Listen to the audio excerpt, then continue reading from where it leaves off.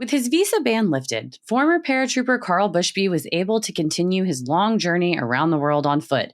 All that stood in his way before finally returning home was just a series of major international conflicts, an unprecedented global pandemic, and a logistically hazardous sea that no one had ever swam across before. This week's episode is Karl Bushby's Goliath Expedition, Part 2. Sinisterhood.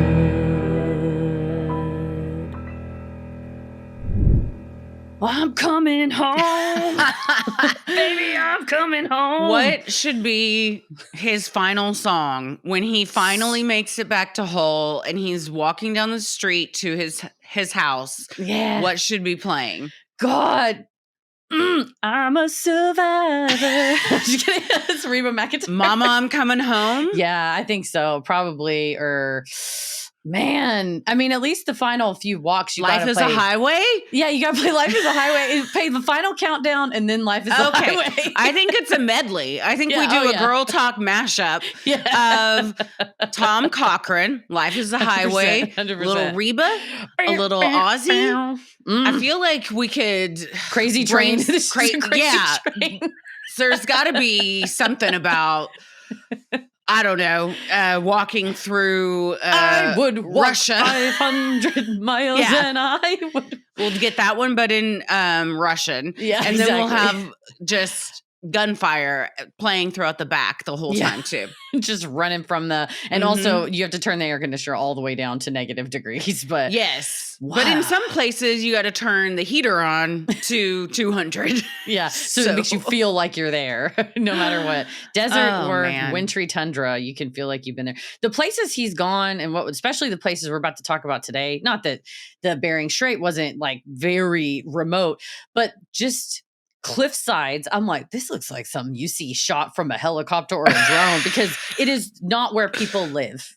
No, and it's rarely where they travel. Nobody walks there. Definitely nobody walks there. And there's something to be said about going to a place that no one else has gone before. I mean, I think that's why so many explorers do what they do and cave divers and stuff like that. At the same time, if you're the first one, earmuffs, you're a bit of a guinea pig, you know, when it comes to the lay of the land and how you're gonna, safely traverse everything. Yeah. Well, and even just how the logistics of it are even possible because literally no one's done it before. So you're welcome, every other person who ever tries to do this, because Karl Bushby has figured it out. Bushby's coming home. He is coming home, though. We're already at home, though. We live here in Dallas where we're at. And not only that, we're going to perform here at home this Saturday. We are performing at the Texas Theater in Dallas, Texas. You can also watch it on demand from the showtime all the way through Halloween. So no worries, Karl. We know you got a lot of places to be. So we want to make it easy for you to tune in. Oh, Karl, when we left off, he was having a hell of a time. That's one way to put it. Oh, Karl. Yeah. He's like, can I finally start again after I walked 3,000 extra miles? Dude. That's so many extra miles. That's a commitment, though, that few have to really see something they did not have to do, but have decided to dedicate their entire lives to see it through, to stick to the rules you set up for at the beginning. Well, I'm Christy. I'm Heather. And let's get into it. When Karl Bushby left Washington, D.C. in late 2014, he was carrying the weight of a fight that had almost ended the Goliath expedition for good.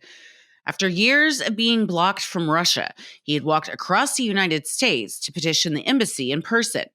The visa ban was lifted, and Bushby called it the toughest battle of the expedition, and it was fought without taking a single step.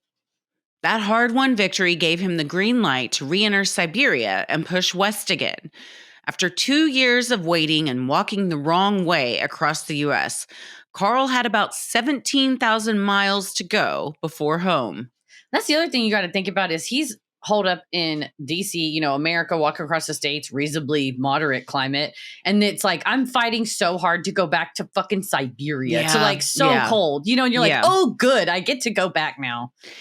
And when your home stretch is still 17,000 miles, you're like, I can finally see the light at 17,000 miles. Like, I couldn't even begin to start that journey. Yeah, and just like you gotta kind of a pause that makes you think, oh, well, maybe it's going to be over and it's not even my fault that it's over. Like it's so impossibly over. And like that will be sad, but I can deal with it. And you maybe like pre-grieve and then you get the thing like, all right, saddle up, bro. And you're like, oh, okay. Yeah. You're almost like, it wouldn't be the worst thing if I didn't get to go back. Oh, good. We are? Okie doke. Yeah. Let's do it. Mm-hmm. By 2015, Bushby was back on Russian soil, picking up from the far northeast where he left off. The terrain was still brutal, with rivers that froze into highways in winter and turned into impassable bogs in summer. He was still forced to adhere to Russia's strict visa timing of 90 days at a time, squeezing as much distance as possible before the paperwork expired.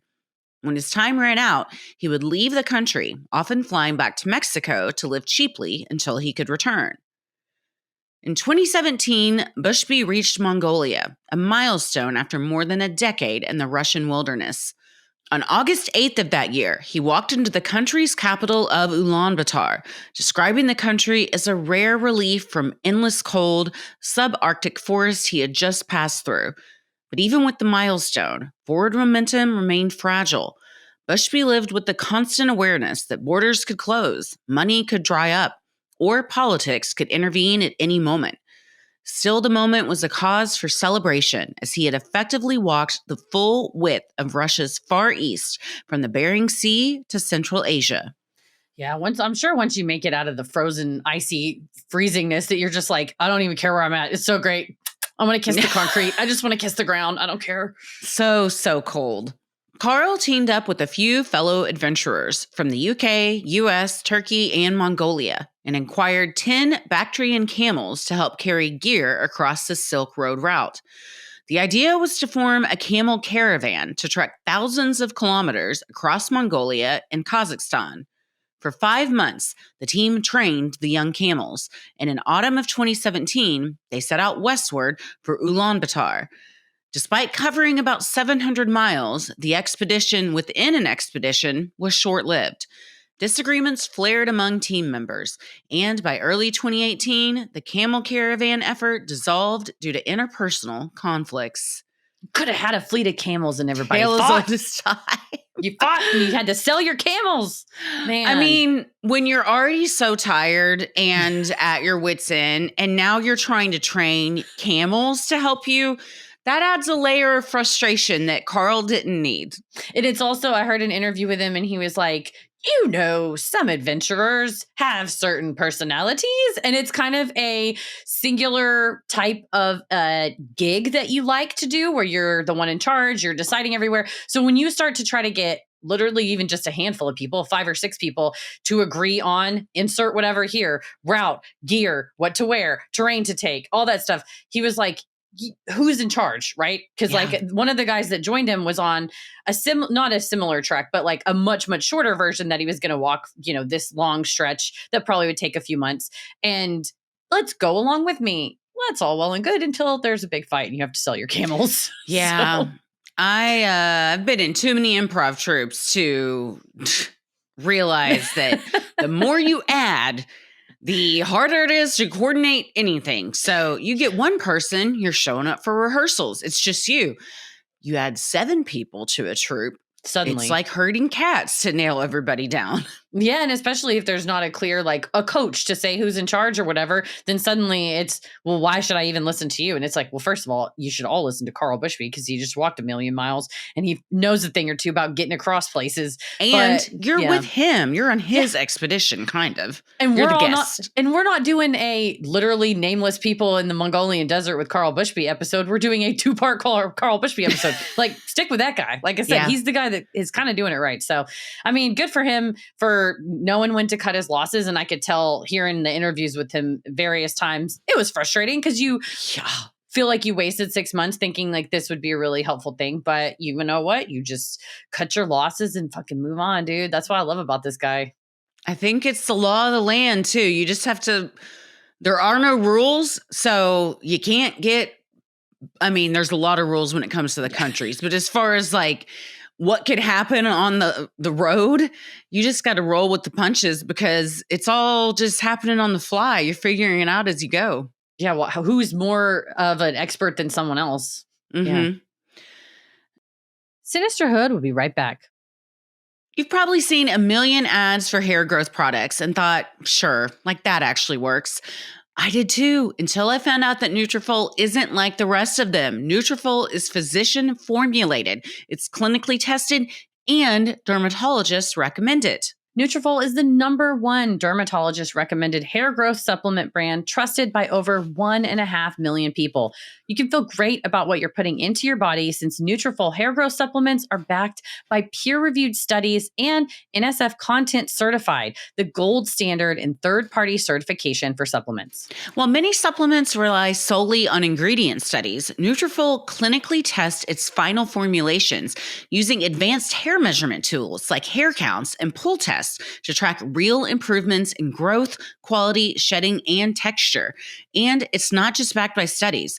Their research is published in peer-reviewed journals and vetted by doctors, ensuring scientific rigor and reliable results.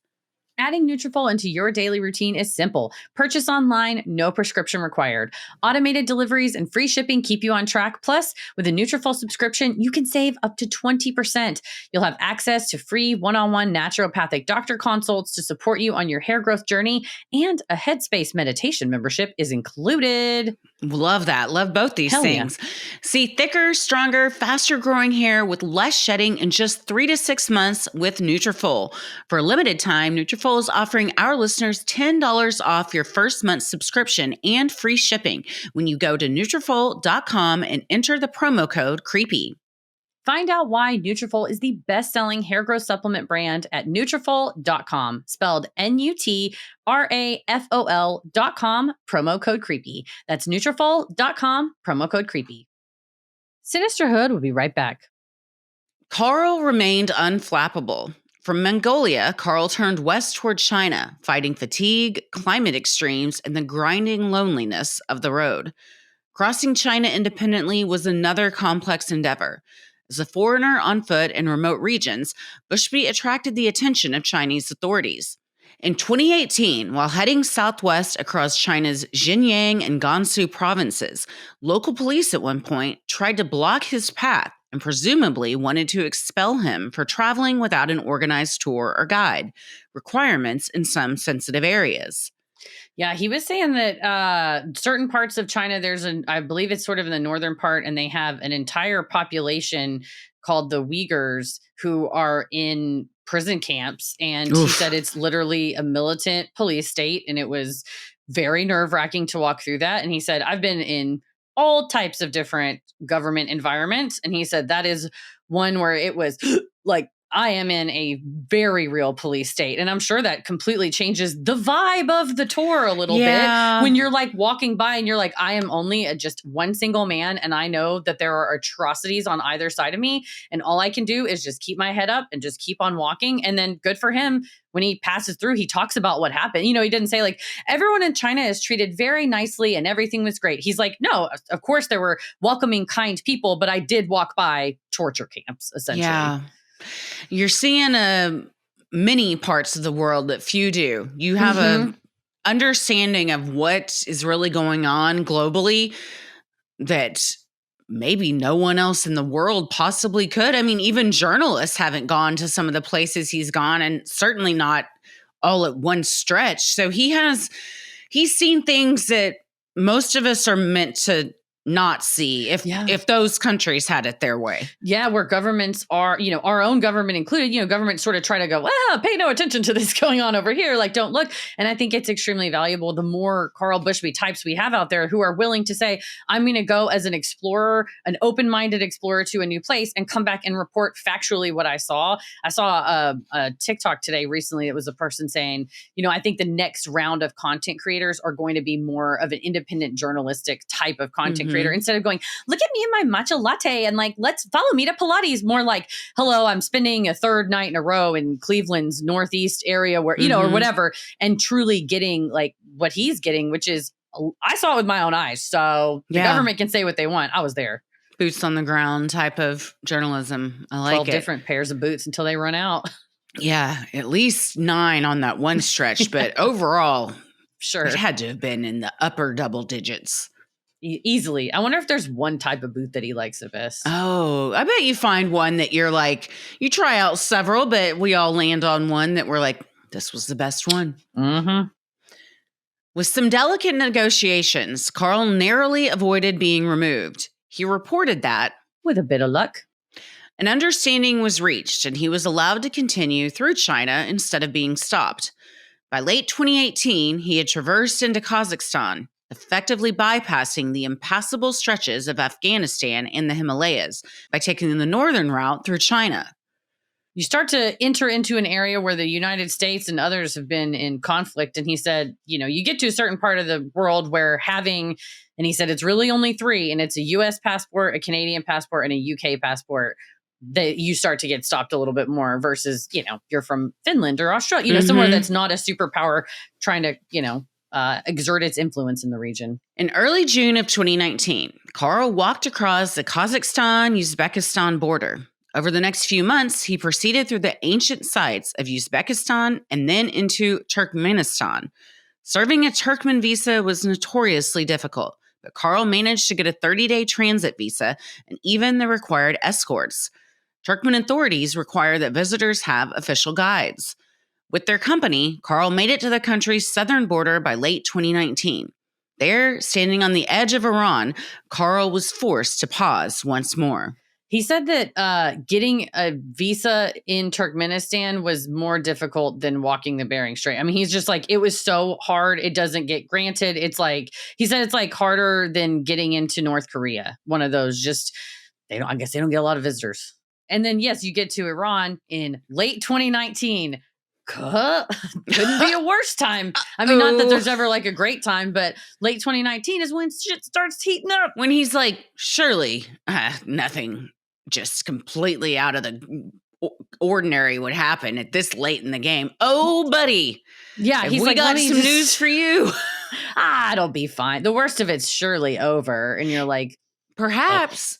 It's like listening to episodes from 2019 of our show. But if you like go back and he's walking through I wonder if he looking back was like, I saw signs that something was happening. I mean, he just was like, I started to look at the news and I was like, oh, that's not great. And like, he said like physically everybody was nice. He said he desperately wanted to go to Iran because everybody from Iran he'd ever encountered, everything he'd heard is that everyone was just a very kind people and very welcoming and open. And he just was like, not like the government though. It's kind of, much like our government. I feel like there's a lot of very kind people that would open their doors to strangers that, you start going with visa requirements or you're on a ban list is the other issue is that when a country like Iran gets put on a sanctions list, you can't try to get a visa. That's a crime that you started to do now. Yeah. To even try to visit it. I was meaning more COVID that as he was walking across, in all these different countries, looking back, are you like, oh, that was when I was walking through XYZ, everyone did seem to be a little more ill than normal. Or, you kind of see like how it's like starts in one area. I mean, he'd been in China and everything. And like, that would be interesting to hear how he kind of saw it all come together. If he saw any signs of it before America did. Or even like you're in such a remote place that everything's like totally normal. And you're like, oh, other places all of a sudden are like people are whispering about a vaccine or a virus or whatever. And it's like nobody even knows what's going on. And now you're the person who's about to bring it to everyone because you walked through a country that had it. And now you're in a country that they don't want people there. And you're there. And now there's a reason that they've now like said, this is why we don't want people here. I'm fascinated. That's a good point about his immunity. Like, what does it do to the body to eat food from different places at all times and to drink different water and to breathe different air and different allergens and stuff? Damn, he's probably like he's got a super immune system. Iran was the planned gateway to the Middle East and Europe, but geopolitical tensions had rendered it impassable for him. With a British passport, Bushby found himself shut out of Iran. At the time, UK citizens were largely barred amid international disputes. Meanwhile, Turkmenistan would not extend his visa further. By early 2020, as Bushby waited for a solution, the COVID-19 pandemic struck, shutting borders worldwide. The expedition entered an involuntary hiatus once more. Bushby left his flag and gear cached at the Iran frontier with the Turkmen family for safekeeping and evacuated the region, eventually returning again to his standby haven of Mexico to wait out the storm. I mean, you got to go back home to Mexico. I mean, that's kind of become your home at this point off the Pacific coast. You probably get kind of used to going back there. But like all of us, I'm sure it's like, I'll just go back for 2 or 3 weeks. Yeah. No. And luckily for him, they let him back in. Yeah, exactly. I'm like, please, I'm that same guy. I'm that guy. You remember that guy, the walking guy? Me, What's that movie please? with Tom Hanks where he gets stuck in an airport because he can't? Terminal. Yeah. He's going to become like that because nobody wants him to come in. He's been everywhere. We're not granting you a visa. Sorry. By 2021 to 2022, it became clear that 2 crucial countries on Bushby's route, Russia and Iran, were effectively closed off due to global events. Russia's relations with the West had deteriorated severely, especially after the 2022 invasion of Ukraine, making obtaining visas impossible for the British adventurer. Iran was similarly off limits. Bushby and his supporters brainstormed an audacious workaround, Plan C, cross the Caspian Sea and bypass both Russia and Iran. Well, my stoic husband always says the obstacle is the way. And like, if truly, hey, there's one of the countries is in a really now a war that it is the aggressor on, and the other country is in conflict with the one that you hold a passport with and the other allies. Like, yeah, buddy, I'm sorry. Like, you can't, it sucks that something as pure as just a man in his boots trying to make it across the world has to get roped up in international conflicts. But he was like, I swim about as well as a cat in a bathtub. So I really do not want to swim. I'm not trained to swim. I'm almost 50 years old, if not already 50 years old. And then Russia. That's a hard time to learn how to swim. Yeah. In the Caspian Sea. Of all places. All places. I mean, it'd be hard to learn way. in your backyard swimming pool, but let alone the Caspian Sea. Luckily, he lived in Mexico on the coast, and he's like, I just was like, well, let me see how far I can swim. And he's like, I swam 10 kilometers out and 10 kilometers back. And I was like, done. And I was like, okay, I can do maybe 10 kilometers a day if I want to do it every day. And they kind of figured out the logistics and whatnot. But it's like, you don't even want to swim. You don't even know how to swim. You don't even like to swim, but you're like, well, I have to swim. And now you're swimming. This is a person who's unstoppable. I'd also like to say, if you're going to set out on a Goliath expedition like this, I feel like there's some things you got to make sure you know how to do beforehand. And swimming is probably one of them because He's like, I would get a walk. You're most likely going to find yourself in a situation where you're on a disintegrating ice cap and, or you got to swim across the sea. So it's much like when you go on Survivor and Jeff's like, you came on the show without learning how to make fire first, you idiots. Like you should also know how to make fire if you're him too.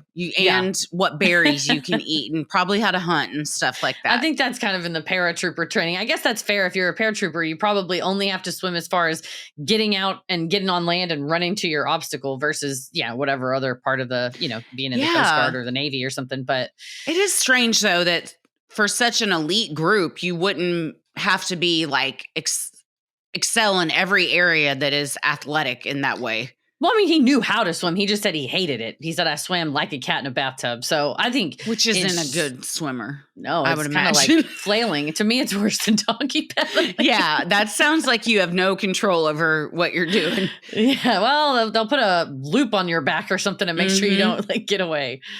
This plan involved backtracking a bit, then heading west across the Caspian Sea into Azerbaijan, thus reaching the Caucasus region without touching Iranian or Russian soil.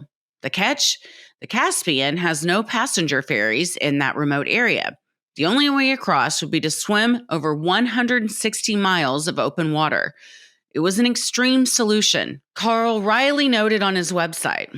Not really something I signed on for at the beginning of this endeavor, but hey, whatever it takes, right? At this point, Betty, I think it is. You've come way too far to let anything stop you at this point. You're going to die on your feet if that's what it takes. For real. Keep swimming because the cost is sunk. In 2023, as the pandemic eased, Bushby moved back to Central Asia to execute Plan C. It was a staggering challenge for a man in his 50s, alone, with no financial cushion, no immediately available support boat, and little margin for error. He trained for months, then was ready to set out for the coast. He was joined by an American adventurer, Angela Maxwell, who herself had spent years walking across the world solo. Together, they retraced part of Bushby's steps to reposition for the Caspian approach. Yeah, she's like in her 40s. He's in his 50s. And he was like, not a time that either of us thought we would be doing this. But there we were. And there it is. It's like the equivalent of swimming from the coast of Massachusetts to like the New York state line. You know, I mean, it's like almost a state's width that you're swimming. Any swimming in open water, I'm out. Of that length, especially. Mm-hmm. It's not for me. I would sooner walk 17,000 miles than I would swim 160 miles of open water. Oh, yeah. I mean, not that I have it in me to do an Ironman at all, but a friend of mine does Ironman competitions, and the swim is in open water. Like, regardless of wherever they hold it, it's always you're swimming across a lake or whatever. And I'm like, God, not only did you run a marathon and bike 1,000,000 miles or whatever, and then you swim across something that's just bobbing and moving you, and there's a bunch of people all around. At least here, there's only 4 other people with you. But any of that open wind that's going to hit you from the water is just what makes it like a game over for me. I'm more concerned about what is beneath me. Oh, I didn't even think about that. That's why I don't like to swim in open water, or really any water where there's I saw a fucking girl got attacked by a shark in 5 feet of water the other day. Her brother dove in to save her. You got to. Yeah, what a hero, but it's not for me. Certainly. The good news, the Caspian Sea is more like just stingrays and jellyfish and poisonous fish and not like a shark. But one might argue, would you be more likely to come across, I don't know, a school of fish that are poisonous or stingrays or whatever, if there's a bunch of little small things that can hurt you versus one or two big things that like the boat might be able to point you away from? Yeah, or those big things that eat the smaller things. You don't have those. You don't even have those, so you're good to go. But the small things are often more deadly than the bigger things, just like we talked about with the bugs. Yeah. I don't like anything swimming up in my wetsuit. Starting in the spring, Karl and Angela walked 1,600 kilometers westward from Uzbekistan, across the Kizilkum Desert in a barren plateau in Kazakhstan, all the way to the Caspian shore. This arduous desert trek took several months and concluded on July 18th, 2023, when they arrived at a remote stretch of Kazakh coastline on the Caspian Sea. The next phase, crossing the sea, required careful timing and logistics. Dude, the cliff that they're on is just like nuts. It's just like rocks, no people. And I'm like, you now get to walk down and walk into the water, and that's it. Like, it's not like a beach and people are swimming, and clearly people swim in this. It's like, well, I guess put on your wetsuit and let's just walk into nothingness. It just gets harder and harder at each turn. There's not really any respite. No, and it seems kind of like they're like, fuck it, yeah, let's try it. And no one has swum across the Caspian Sea in modern times that we know of that it's like been, documented or something. So the idea that we're the first, how are we going to do this and not drown while doing it? I mean, you got a lot. You got a lot to plan. Some things you just throw caution to the wind and hope for the best. You got to. Karl and the crew spent late 2023 arranging support. The plan was to swim in stages, resting on boats at night.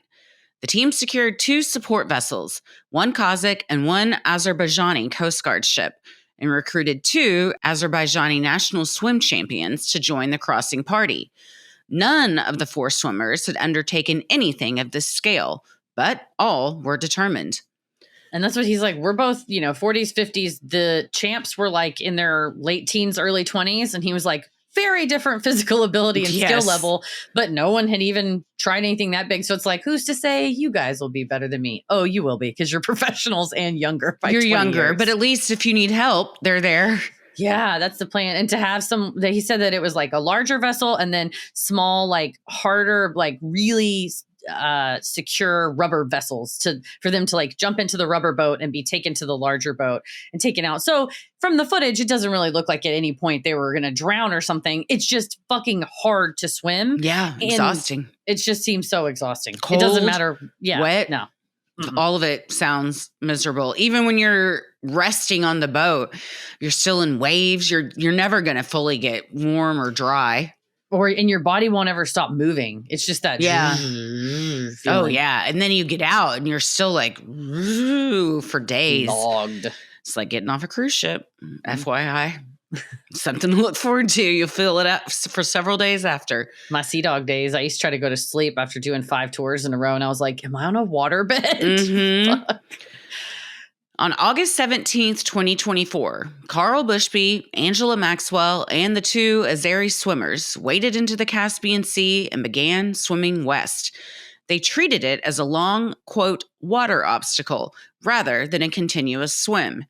Each day typically featured 2 swim sessions, morning and afternoon, covering several kilometers before the team rested on the support boat. Managing rough seas and high winds was a constant challenge. Over the 32-day span, 27 of those days were spent swimming. They frequently faced violent rolling of crafts at night, which made even resting difficult. Maxwell, who described herself to Explorer's Web as not a natural swimmer, told the outlet, it wasn't so hard physically, it was definitely more the mentality. Karl agreed, also telling Explorer's Web, I'm definitely not a swimmer, nor do I like swimming.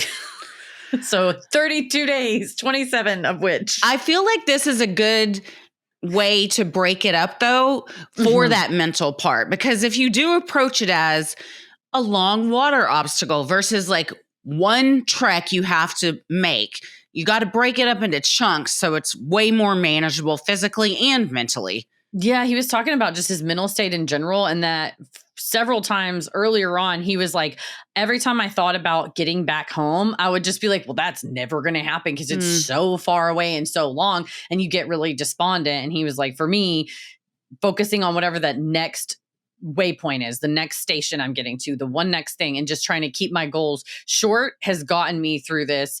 And I think the swimming, especially given the Caspian Sea winds were so devastating that they said it just blew them off course at certain spots. And he's like, we would mark a GPS where we got out and then, go back to that spot and get back in there. But even so, there's tides coming from the north of the sea and the south of the sea, and they converge in the middle. So he's like, even if we think we're going to swim 10 kilometers, we're getting pulled that really we're actually making our way 10 kilometers and have swum 16 or 20 kilometers. No. I'm like, that's also mentally taxing when you're like, I did 20 kilometers of work, but I only moved 10. Yeah. My God. 2 steps forward, 1 step back, 2 strokes forward, 1 stroke back every time. I'd be stroking. Over 32 days, the team collectively swam over 178 miles, enduring fatigue, waves, and rough weather. They logged 132 hours in the water. Finally, in mid-September 2024, Bushby and company made landfall on the Azerbaijan coast. Karl and the crew came ashore to a warm welcome by local authorities and onlookers. It was reportedly the first recorded swim across the Caspian Sea, a unique solution to modern geopolitical problems. More importantly for Karl, it placed him back on solid ground in West Asia, now on the doorstep of Europe. He had walked, crawled, swum, and endured his way across nearly 2/3 of the planet. After nearly 26 years, only one continental barrier remained, Europe to the UK. I'm sure that people did greet him because you've probably seen the fuss of what's going on, and you're like, I'm sorry, they're swimming here? And they're like, yeah. They're like, no one does that. Like, well, they do. Yeah, they've been swimming for 132 hours, 178 miles. I imagine there's a lot of people that are going to greet him, and for good reason. I would want a blanket, a cup of hot tea or something. A warm loaf of bread. Like, we just made this for you. Just like, no matter what you eat, tearing everything into it. Hot. Mm-hmm. The one thing about this whole deal that he's going on is that truly, though, the good stuff probably feels really good. Oh, like the best. It's like the best cookie you've ever had in your life when you've just swum for 32 days. Like, The outdoorsman who It's not Bear Grylls. It's the other one. And every time I call him the other one, which he probably doesn't like because, sir, you are. He also has a show where he does, but he is solo, unlike Bear travels sometimes with camera people.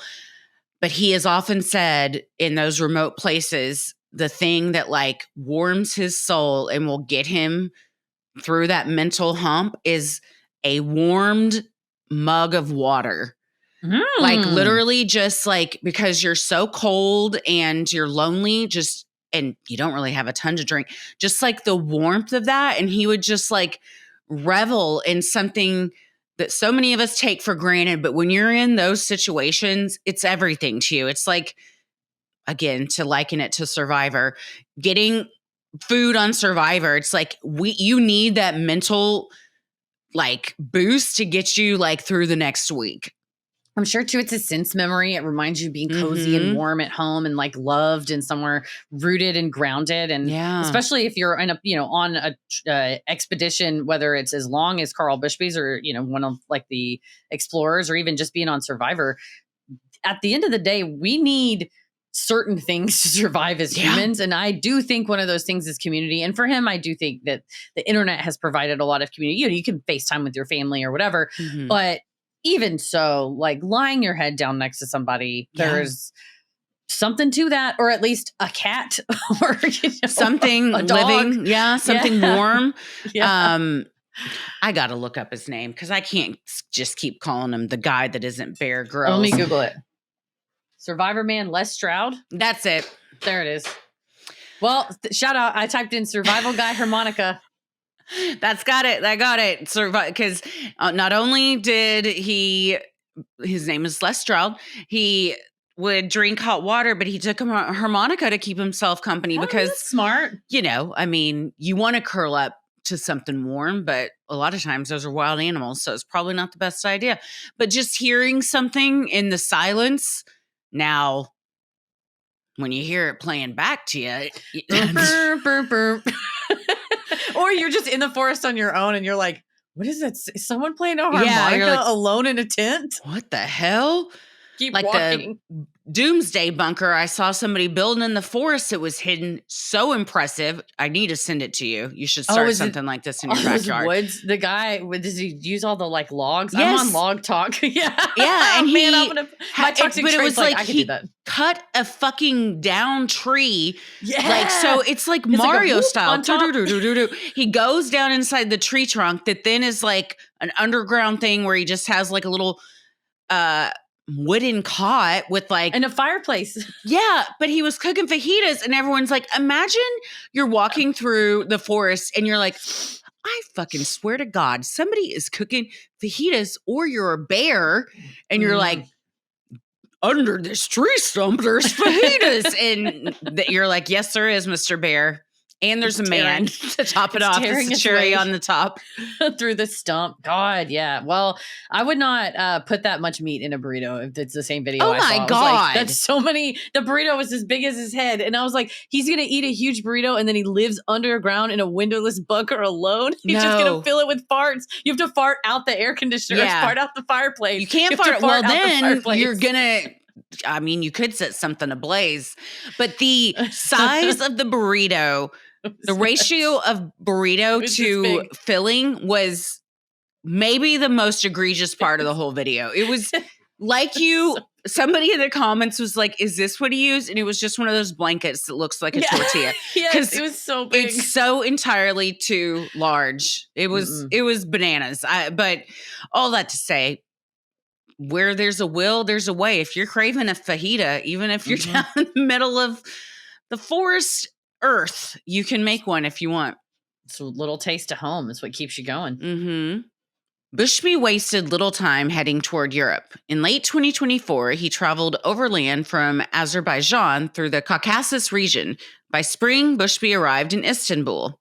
On May 2nd, 2025, though some outlets reported May 3rd, he was granted rare permission to walk the Bosphorus Bridge, ordinarily closed to pedestrians. As Explorers Web reported, he strode across Istanbul's Bosphorus Bridge, officially leaving Asia behind and stepping into Europe. This marked the first time he had set foot in Europe since leaving Hull in 1998. Yeah, he was excited. What a feeling!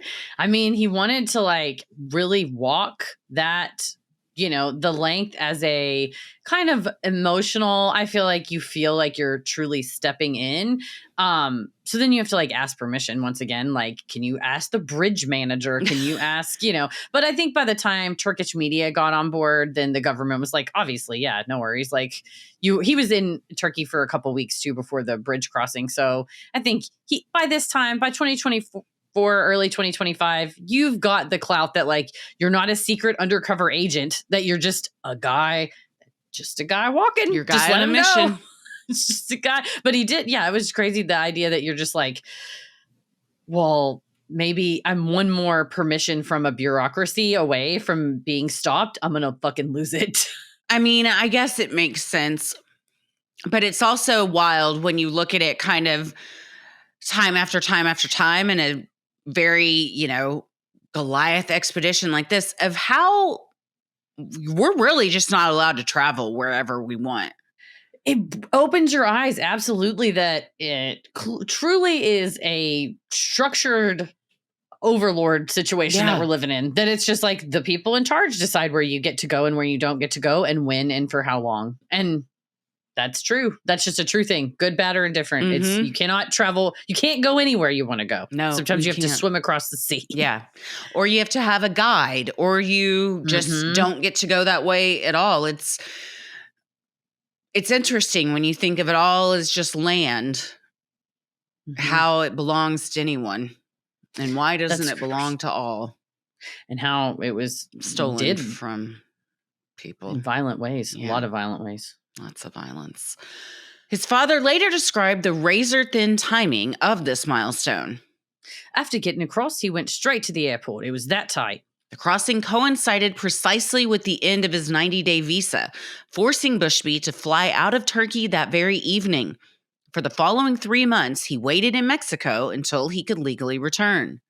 Man, that's wild. You're like, anyways, I'm here. Okay, got to get my boarding pass and go back to Mexico again. I mean, it's again, the visa, it's just timing, bureaucracy. It is, and it's so, and the 90-day thing is, I mean, I have friends that split time between here and other countries because they work in other countries, but they have to come back, and like, it's a good way to visit family, but you also got to pack up all your shit every 90 days and travel across the country to stay for a certain amount of time before you can go back. So it's a big, rigmarole to go through, especially over 20 some odd years now. Yeah. And especially in interfacing with random different governments who all have different rules and different. It's like, thankfully, the folks that helped with the documentary remained for several years thereafter, and I think still are some of his big supporters and are able to, when possible, help him navigate the logistics of it, because it is very daunting to try to do it alone. And like Hundo I would have given up. But if you have somebody that's like, we'll take the paperwork for you, or we'll help you, or whatever, that relieves a little stress. I think the only way I wouldn't give up is whatever it is I'm doing it for. And if that is personal enough, like it is to him, then that is what keeps you going. Others may do it for like a charity thing, or, bringing awareness to a cause. So good on him, because there were so many times where anyone would have been like, we totally get it if you're going to give up now. Anyone else would. And he didn't. No, he won't. And he's a stickler about the rules. And he's like, there's several times I could have continued on and would have not had these like long delays if I would have just broken the rules. And he's like, well, why break them now? It's like, good point. Yeah. It kind of, sullies the trip a bit if it's not as impressive to yourself, I think. I think you would let yourself down more than letting others down. Yeah. Yeah, it's like, no, people will still, your dad's still going to love you. Yes, your son and granddaughter are still going to love you. Bushby resumed his walk in August of 2025, flying back to Istanbul and restarting at the very point he had left off. He pressed westward through Thrace, and on September 1st crossed into Bulgaria, thereby completing the Turkey leg of his journey. Reflecting on his time in Turkey, Bushby declared, Turkey was amazing. The hospitality is incredible. People stopped to talk to you in the streets. I made many friends in Turkey. I've heard that Yeah. from friends that have visited there. Turkey, of all places, I felt like had so much coverage. There were so many articles, and everyone is like, famed British explorer, Turkey welcomes. Every city was like, Istanbul welcomes, this city welcomes. Like, so they were very positive and helpful and wanted to, as much as they could, like help him get to where he was going. It's like a big familial, we're one big international family, like helping our crazy uncle on his relay race. Yeah. Like, Uncle Carl's coming through. It's you guys' turn. Okay. You're going to give him some tea and some coffee and take care of him. So thank you to Turkey for making his turkey leg of his journey. It is, though. And it's like, not only do you want to congratulate him, but you feel kind of like, this is he had to cross through us to finish his whole thing. So we're like one of the last steps on his journey. Yeah. Like we want to help carry you through, man. Literally, though, could you please carry me? Please. Because I'm on my 57th pair of boots. Push me on the beast, please. Though the Bosphorus crossing was just 1.5 kilometers, just shy of a mile, its symbolic weight was immense. It marked Bushby's official return to Europe for the first time since 1998 and signaled the beginning of the expedition's final phase. The subsequent route he outlined stretched across Bulgaria, Romania, Hungary, Austria, Germany, and France, with the goal of ultimately crossing the Channel Tunnel's service passage back to the United Kingdom. After stepping into Bulgaria in September of 2025, Karl Bushby set his sights on the final sequence of his Goliath expedition, a westward march across Europe to his hometown of Hull, England. From the Bulgarian border, Bushby's intended route was clear, and in comparison with the desolate Siberian taiga or the icebound Bering Strait, relatively conventional. He would walk through Romania, Hungary, Austria, Germany, and France, threading his way across the European heartland until he reached the shores of the English Channel.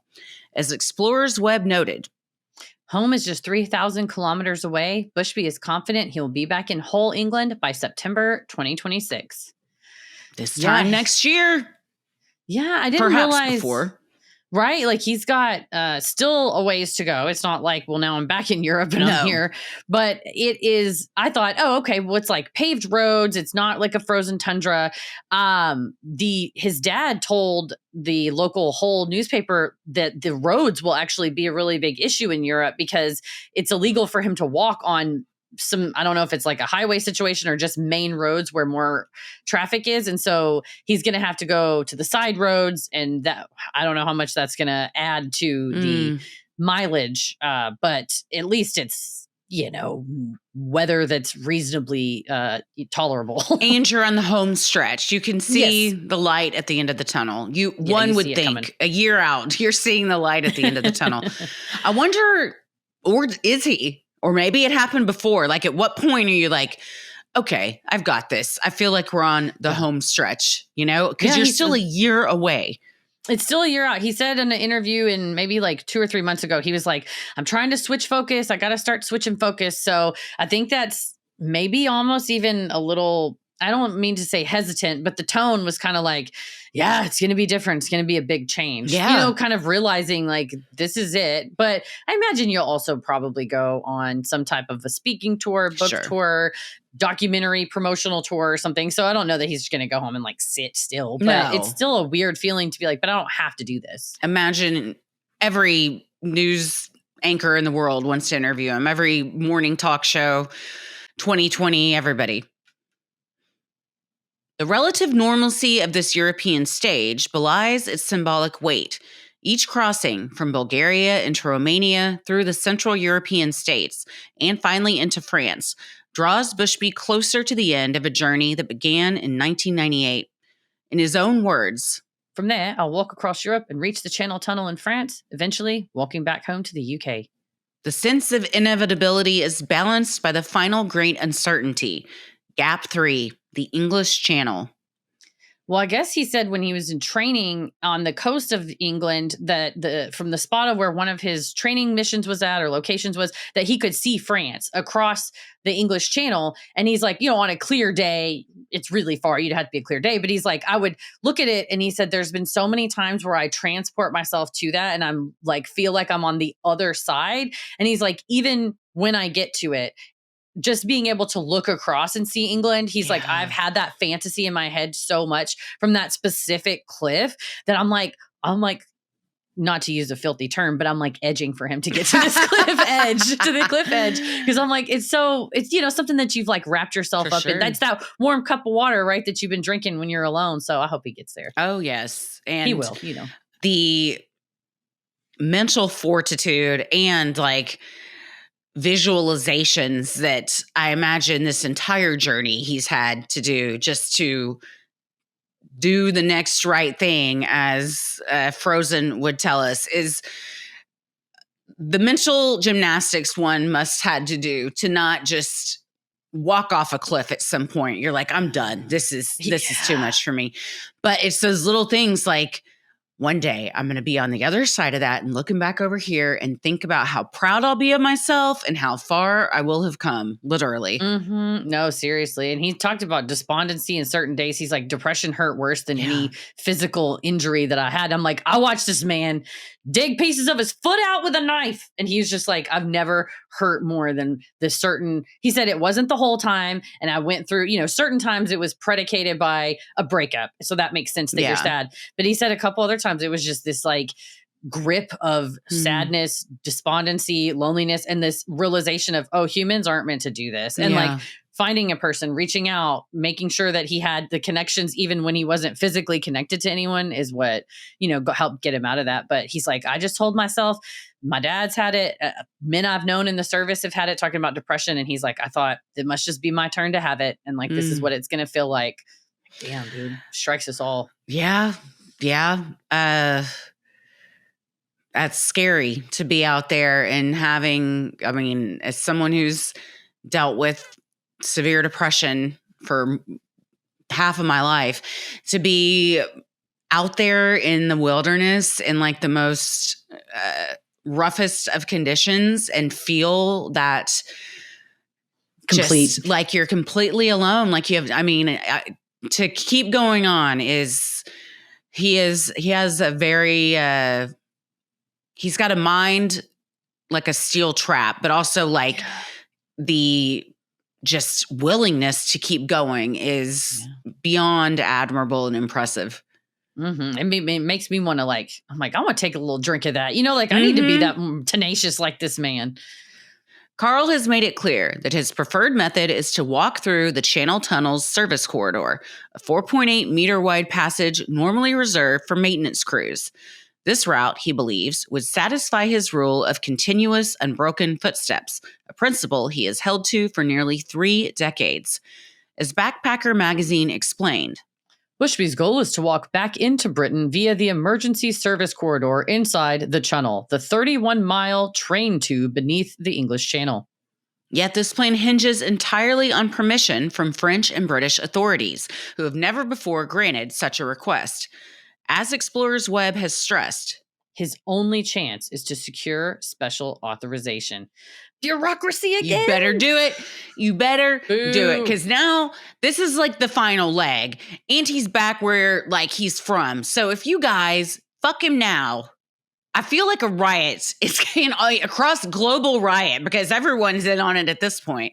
Yeah, we all need to watch and make sure that all these motherfuckers let him just walk through that. First of all, who is it hurting? Second of all, it's not setting any type of precedent, because if you're worried about precedent, let me, a lawyer, help you. Say, we are happy to open the channel to any walkers who have been walking at least for the past 25 years. Right. Then that way you can just keep note on anyone who's planning to come there in 25 fucking years. Let this man walk 31 miles. He might even do it in one stretch. He's a badass. Dude, I bet he does.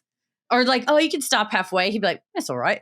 Come on. Yeah. Let him go. I feel like once you're in the channel, it's go time. You get run. that pep in your step, and it's like you catch your 100th wind, 1 millionth wind of this journey, and you're like, I'm doing it. I'm not taking a nap underground where there's cars and stuff in a service corridor. Like, I'll be in and out quick. Nobody gets hurt. Come on, let me get the beast in the channel. Come on. Mind the gap. If permission is denied, alternatives are far less straightforward. Bushby has previously ruled out conventional swimming or sailing, since both would break his overland rule. Some commentators have posited he might negotiate an escorted passage that still allows him to remain on foot, but such options remain speculative and dependent on government clearance. In short, the channel crossing remains the final bureaucratic and logistical hurdle, echoing the visa obstacles and geopolitical barriers that have marked so much of his path. That's not a bad idea if somebody drives behind you and you're walking like in one of the lanes. But to me, it's idiotic for the either of the governments to want that, because it's going to cause traffic issues. Yeah. Unless you say, both of the governments are so proud of you, Karl Bushby, and we're going to let TV cameras follow you and film this whole thing. And it doesn't have to be cramped in this corridor, and we'll shut off a part of it. But it seems like a pretty important thing to like shut off or stuff like that. So let him wear a GoPro and just walk in the service corridor. You know, like you don't have to block everybody's traffic. How long do you think it would take him to walk 31 miles? Well, he was walking about 20 miles a day when he was doing his states crossing thing. So, I mean, it would probably, if he wanted to walk like 24 hours or so, walk until it was over with, maybe take 2 solid days. Otherwise, probably half and half. Yeah. So if you were to close it down, you'd be affecting a lot of people for 48 hours. Yeah. Or even just like, we're going to just let him walk the last, I don't know, however many feet or whatever out in the open. Like if he does the service corridor for 30 miles and the last 1 mile, they let him walk out and like open that. I feel like that would also work, but for sure, work with them, people. I mean, they hadn't said no yet. I'm being angry at England and France who haven't done anything. I think they're going to say right yes. now. Yeah. No. It would be stupid for them not to. I mean, the publicity that they're going to have. But yeah, to block off like the last mile or two so you can get that shot of him just walking out by himself. Fuck yeah. Do it. England and France, come on. Have a smoke machine. Really go all out. Speaking of smoke machines. Dude, it's coming. It's supposed to be delivered. One has been ordered for the show this weekend. And in fact, this will be the second smoke machine that will be used. 2 smoke machines. And we have 2 cauldrons and 2 brooms. Watch out, everybody. It's going to be and 2 of us. Yeah. We're leaving the place on broom, by the way, with our ointment. You'll learn about that in the show. Oh, will you? Bring your ointment, ladies and gentlemen, friends and family. Looking ahead, Karl Bushby envisions reaching Hull by late 2026, closing the circle on what will then have been nearly 3 decades of walking. He has already reflected on the bizarre bleakness of that prospect. It's a very strange place to be in, where suddenly your purpose for living will have a hard stop. Karl's final march across Europe is not only the geographic conclusion of his odyssey, but also a personal reckoning with what it means to finish a journey that has defined his adult life. Well, to say it's a strange place to be in when suddenly your purpose for living will have a hard stop and you got a kid and some grandkids. I'm sure he'll find a lot more joy once he's there. But he did joke. He was doing an interview with another former paratrooper, and trigger warning because they have a very dark sense of humor. They said, "What's waiting for you at home?" And Karl said, "Drug addiction, a wheelchair, and suicide prevention." But who knows? And I was like, I don't know, man. Like, yes. Do military people sometimes have dark senses of humor? Do British people sometimes have, a bit of a drier sense of humor? Yeah, certainly. But do we also sometimes jokingly say Christ for help out loud in a joking way? For sure. Certainly. I know I do. So I hope that none of that's true, that he does not get addicted to drugs, that he's not going to become wheelchair bound, although the temptation would be very high for me. That I'm not going to fault him for if he's like, and I will sit on this couch for the rest of my life. They're like, Dad, can you come in here? Carry me. Yes, bring it to me. I've walked enough. Pick me up. But I mean, and then of course the guy like laughed at them, joked with them and stuff. But then I think what the real key for me was hearing this paratrooper say like, we are so proud of you. All the guys from the regiment that I still talk to, like every paratrooper I know feels like you are flying the flag for us. We respect you. You're so tenacious. You're so resilient. And he's like, that means the world to me. Thank you. And so hopefully he will feel the same that a well-loved, high-ranking general feels when they retire, or a CIA agent, or somebody that's like done a world's worth of work, gone through a lot of shit, but then can metabolize what happened to you and then deal with it appropriately and not just crash out like a washed up rock star who's like, I got nothing else to live for. It's like, there's so much to live for. We want to hear your stories. Please stay alive. Yeah. And, if he's already talked about that he's dealt with depression during this, that's a big sign that it's going to kick in super hard when this is all over. And there's no shame in needing help for that. In fact, Karl Bushby, wherever you are, if you're listening, I would encourage you, much like, and this might be a strange comparison, but when I was pregnant the first time, I got hit so hard with postpartum, like immediately after birth, and it was very rough.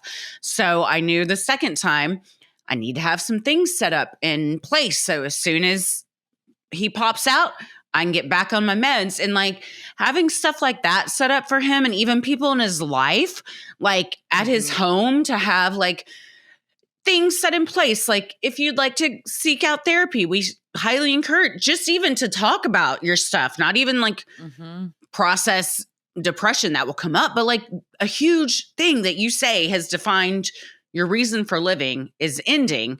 So don't let that be your literal reason for ending.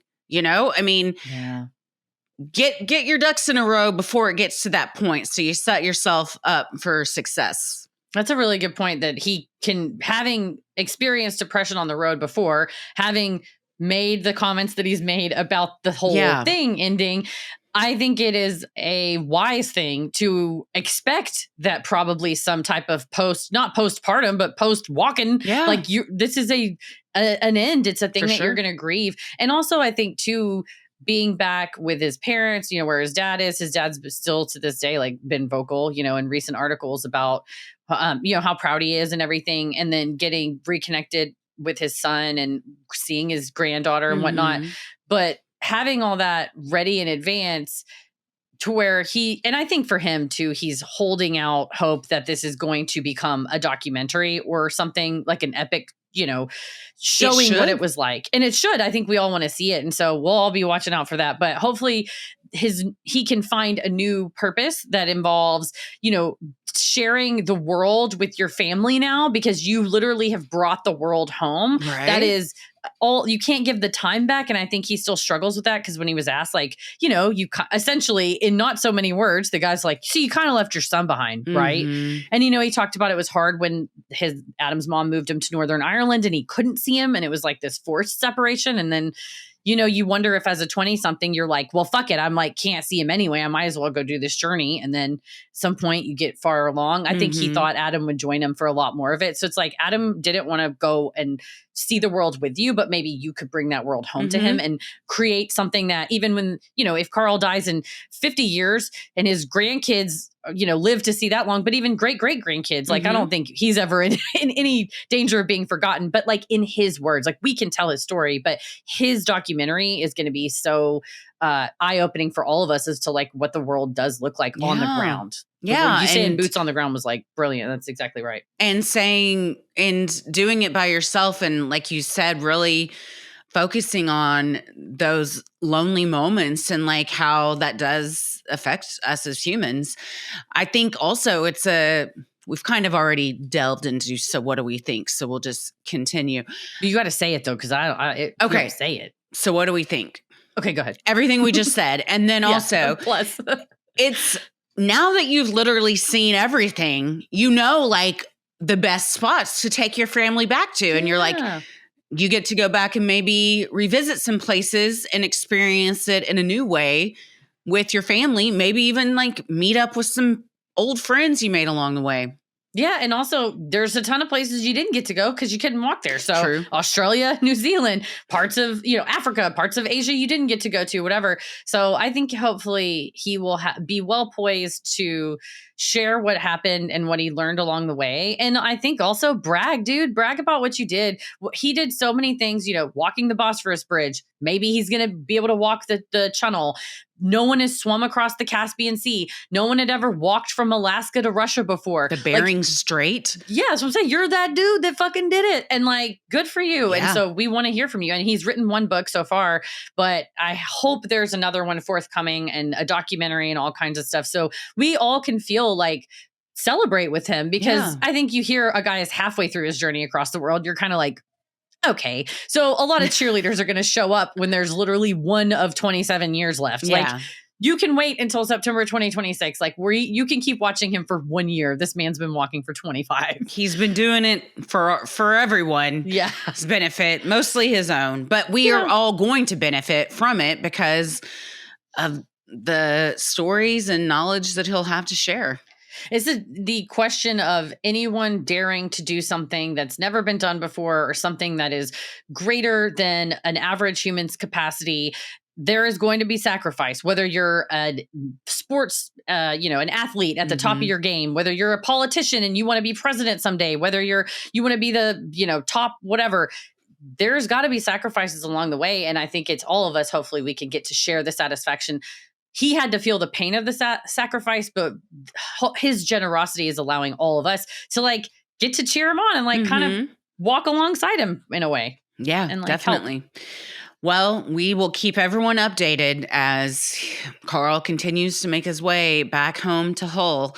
And again, if you have met him, seen him walking, know anyone that has, please write into Freaky Friday because we would love some first, second, third hand accounts of just interactions with Karl. Maybe we have enough where we can do a whole series called Interactions with Karl. Incredible. Well, and if you Google yourself, Karl Bushby, I'm sure you do out on the road and you heard this, killer, man. Keep going. Yeah. Keep going, buddy. We're watching you. We're cheering you on, dog. We're cheering you on. You've got this.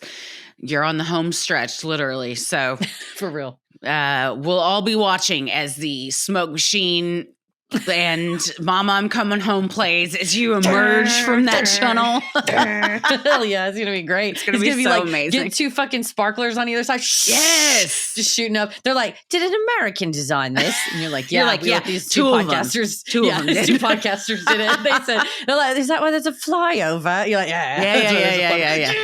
Military flyover. So good. Well, thank you all for joining us on our journey with Karl, and we'll keep an eye on his and update everyone as we have more updates ourselves. Hell yeah. This episode of Sinisterhood is made possible with the help of our amazing patrons. If you're interested in supporting the show, consider joining our Patreon. You'll get access to ad-free regular episodes, weekly bonus content, you're able to vote on episode topics, join our monthly live streams, and more. Keep it creepy. Mwahaha.